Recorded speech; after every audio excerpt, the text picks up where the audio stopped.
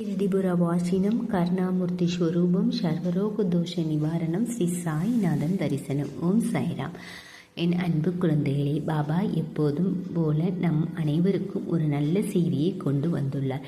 மேலும் தாமதிக்காமல் சாய்நாதனின் வார்த்தைகளை, பாபாவின் செய்திகளை கேட்போம். இனி எதற்கும் கவலைப்பட வேண்டாம். உங்கள் கண்ணீரை துடைக்க இன்று இரவு உங்களிடம் வந்துள்ளேன். என்னை நம்பி இதை உடனடியாக கேளுங்கள். பாபா நமக்கு என்ன சொல்ல போகிறார், அவர் என்ன செய்தியை கொண்டு வந்து இருக்கிறார், அதை இந்த சாய்பாபாவின் வார்த்தைகளில் இருந்து கேட்போம். இனி ஒருபோதும் கவலைப்படாது. நீ பல நாட்களாக என் அருகில் அழுது கொண்டு இருக்கிறார். நான் அதையெல்லாம் பார்த்து கொண்டுதான் இருக்கிறேன். அதனால்தான் இன்று காலை உன் கண்ணீரை துடைக்க நான் உன்னிடம் வந்தேன். ஆமாம் குழந்தையே, கவலைப்படாதே. நீ என்னை ஒரு முறை சாயி என்று அழைத்தாய் இல்லையா? நான் உடனடியாக உன் முன் இருந்தேன். நீ என்னை பார்க்கிறாய், ஆனால் நீ என்னை நானாக அடையாளம் காணவில்லை. அப்படி இருந்து உன் பிரச்சனைகளை பற்றி எனக்கு கவலை இல்லை. அதை நிறைவேற்றுவது என் பொறுப்பு. நீங்கள் என்னை அடையாளம் கண்டு கொண்டாலும் கொல்லாவிட்டாலும் நீங்களும் உங்கள் குடும்பத்தினரும் மகிழ்ச்சியாக இருக்க வேண்டும் என்று நான் விரும்புகிறேன். எதற்கும் கவலைப்பட வேண்டாம். உங்கள் தந்தையின் விருப்பமும் உங்களுக்காகவே. நான் எப்போதும் உங்களுடன் இருக்கிறேன். நான் ஒவ்வொரு நாளும் உங்களுக்கு என் செய்திகளை அனுப்பினேன். சரி, நீங்கள் என்னிடம் வந்து பாபாவிடம் ஏன் என்னை இவ்வளவு துக்கத்தில் விட்டு சென்றீர்கள் என்று கேளுங்கள். நான் எல்லா இடங்களிலும் தோற்றுக்கொண்டே இருக்கிறேன் பாபா. என்னை ஒரு முறையாவது வெற்றி பெற செய்ய முடியுமா உங்களால்? நான் தொடர்ந்து தோற்றுக்கொண்டே இருக்கிறேன். நான் எல்லோர் முன்னிலையும் அவமானப்படுத்தப்படுகிறேன் பாபா. உங்கள் குழந்தையாக பிறந்தது நான் செய்த குற்றமா? நான் உன்னை நம்பியதாலா? நான் என்ன பாவம் செய்தேன் அப்பா? நீ தினமும் என்னை கேட்கிறாய். நீ உண்மையிலே அமைதியற்றவனா? கவலைப்படாது அம்மா. உன்னுடன் யார் இருந்தாலும் இல்லாவிட்டாலும் உன் பாபா எப்போதும் உன்னுடன் இருப்பார் என்பதை நீ அறிந்து கொள். உன் சாயி உன்னுடன் இருக்கும் வரை நீ உண்மையிலேயே கவலைப்பட முடியுமா? நீ அழ முடியுமா? இது உண்மையிலேயே நியாயமா?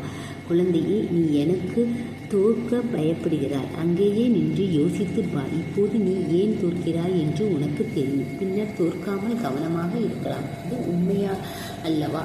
நீங்கள் ஒரே இடத்தில் விழுந்து கொண்டே இருந்தாலும் ஏதோ ஒன்று உங்களை தடுக்கிறது என்று அர்த்தம். அதேபோல் நீங்கள் தொடர்ந்து இழந்து கொண்டே இருந்தால் ஏதோ ஒன்று உங்களை தடுக்கிறது. அது என்ன? அதை எப்படி அகற்ற வேண்டும் என்பதை நீங்கள் சிந்திக்க முடியும். பின்னர் நீங்கள் வெற்றியை நோக்கி முதல் படியை எடுக்க முடியும். நீங்கள் அந்த தோல்வியை எதிர்கொள்ளும் போது அந்த தருணத்தில் இருந்து நீங்கள் வெற்றியை நோக்கி ஒரு படி எடுத்துக்கொண்டே இருப்பீர்கள். எதற்கும் கவலைப்படாது என் குழந்தையே. உங்களுக்கு தேவையான அனைத்தையும் நான் உங்களுக்கு வழங்குவேன். நீங்கள் என்னிடம் பிரார்த்தனை செய்த அனைத்தையும் ஒவ்வொன்றாக நிறைவேற்றுவேன். என் குழந்தை, உங்கள் வாழ்க்கையில் நான் எல்லா மர்மங்களையும் ஒவ்வொன்றாக அவிழ்த்து வருகிறேன். அதனால்தான் உங்கள் ஆசைகளும் விருப்பங்களும் நிறைவேற சிறிது நேரமாகும்.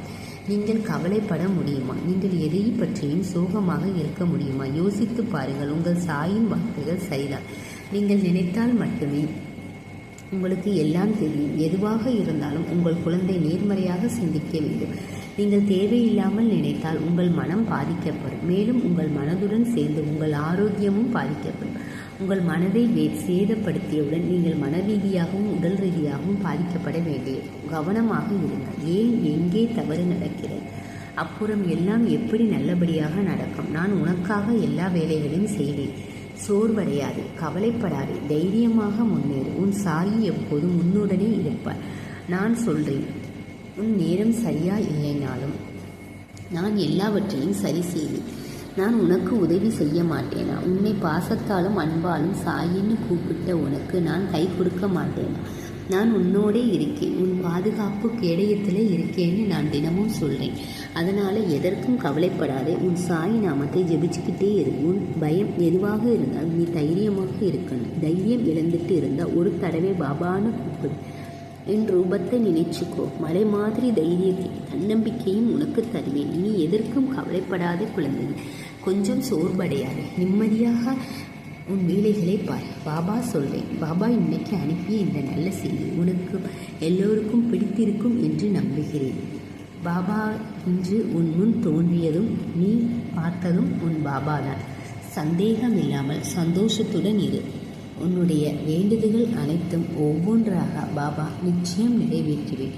நீ இன்று என்னை நம் கண்முன் தோன்றுவது பாபாவா இல்லையா என்று யோசித்து கொண்டே இருந்தால் உன் முன் தோன்றியதே உன் பாபா தான்.